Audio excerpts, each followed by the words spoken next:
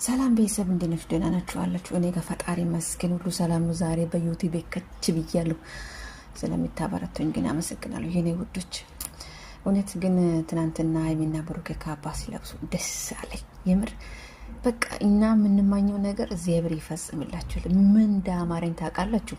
በዚህ አሁን ኦልሬዲ 2018 እያልቅ ነው፣ 19 ይገባ ነው። በዚህ አዲስ አመት እግዚአብሔርን ብሩኬና ሀይሚ ተጋብቱ።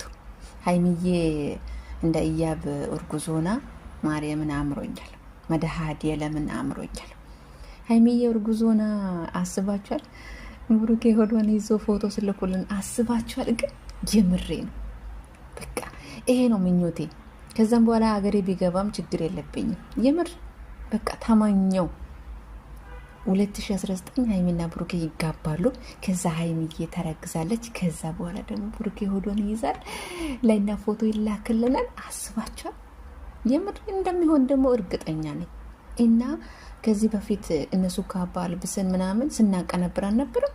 ትናንትና ግን ምን ሆኖ ተገኘ። ሆኖ ሪሊ ነገር ተገኘ። ስለዚህ ሲየበድን 2019 ግን የምሬ ነው፣ በጉጉት ነው የምንጠብቃቸው ብሩኬና ሀይሚ። እንደው ጋሽ ብሩኬ እንደው እግዚአብሔር አምላክ ያሰብከውን ያቀድከውን ሁሉ ተሳክቶል። አንተ እኮ ስትመጣ አንዴ እኮ ነው የምታስደስተን፣ አንዴ ሀይ የምሬ እኮ ነው።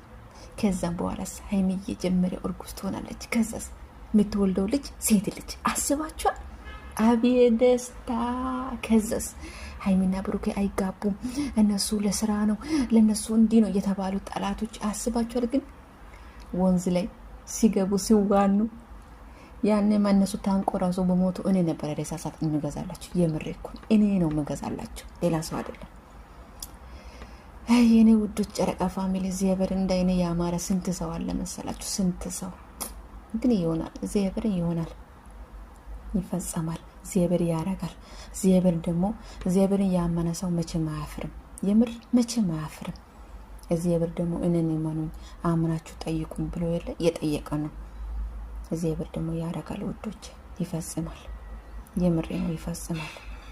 የተማኘው ነገር ሁሉ ይሆንልናል፣ ይሳካልናል። እግዚአብሔር ደግሞ አዋቂ ነው።